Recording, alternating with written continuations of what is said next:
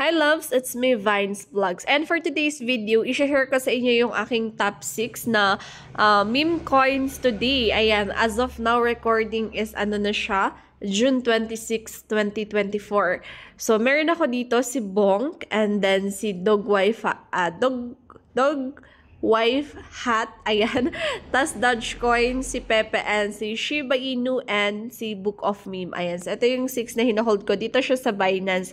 Okay, so ano tong mga meme coins? Nandito sa cryptocurrency na yung mga memes, no? Ayan. So, actually, yung mga meme na to is for fun only sa mga social media. Pero naging, ayan, cryptocurrency na nga siya. Ayan, nandito na sila sa crypto world, ang mga Book of Memes. So, yan. Itong mga to, actually, wala silang mga price sa pag-start na nalilist yung mga to, no? Pero nagkakaroon ng mga buyers. Ayan, may mga bumibili ng mga memes na to. So, ayan, nagkakaroon siya ng price dito sa market ng crypto. So, makikita natin ngayon si Bonk. Ayan. Hindi pa lahat natin makita yung price ng Bonk, no? Tingnan natin if pwede ko siya makita dito. Magkano yung one Bonk. Hindi pala natin siya makita yung price niya. Anyway, i-check natin sa market cap ko. Ayan, so this is for experiment only. So, experiment ko siya within 1 month. So, ano yung magiging progress ng mga coins ko na to within 1 month? So, kikita ba ako? Or malulugi ba ako? Or mauubos yung pera ko? So, wag nyo akong gagayahin, guys, ha? So, this is only for reference and then for entertainment only. Ayan siya. So, kung wala kayong knowledge dito sa about mga crypto, kailangan nyong mag-aral, no? So, saan kayo magsisimula? Siyempre, mag-search sa Google, manood ng mga videos sa TikTok about crypto, manood ng mga videos sa YouTube, lahat-lahat, no? Yan, pati Twitter, lahat. Magbasa kayo tsaka manood.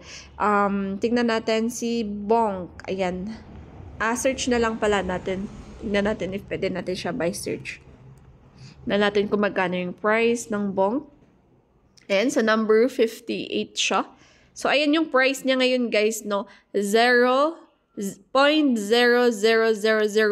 Ayan, na dollars to, guys, ha. Tapos, tignan natin siya sa price ng wait lang. USDT to peso na lang. Yan.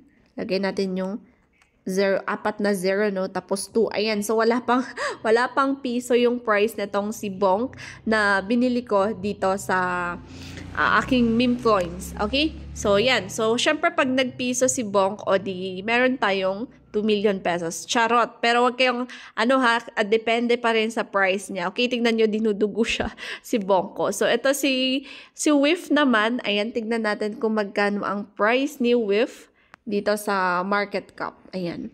Natin. Ayan, ito siya.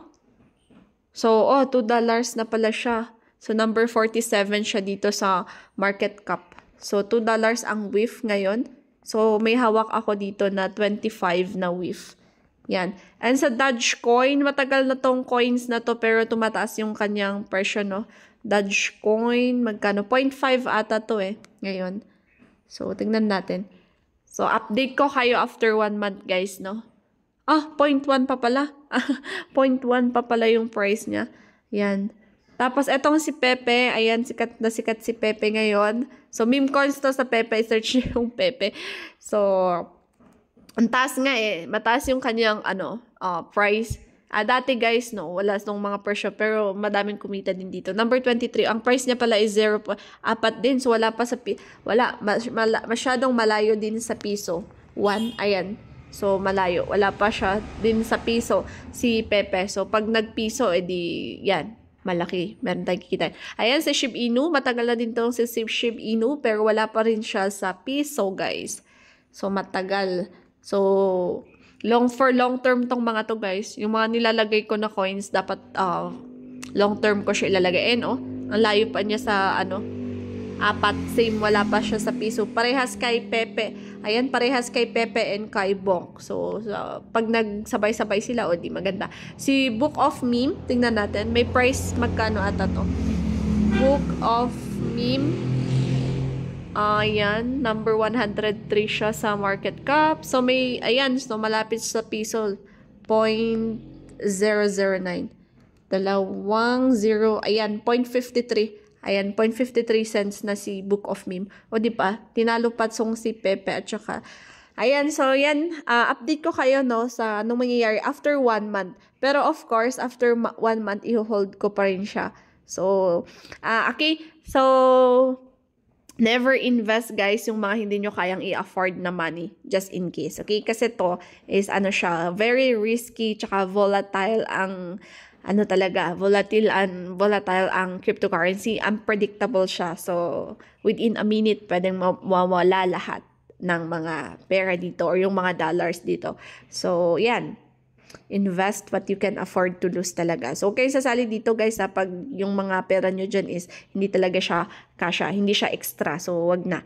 Ayan, so update ko kayo sa after 1 month. Babalikan natin to sa July 26. Sana hindi ko makalimutan, July 26. And of course, hindi ko ilalabas to kasi nga, mayroon naman akong ibang pinagkakakitaan pa. Si Popo Live. So, manood kayo ng videos ko dito sa YouTube. Ayan, yung mga kinita ko kay Popo, nilagay ko dito. Oh my gosh. So, let's see. Okay? Ayan, yun lang.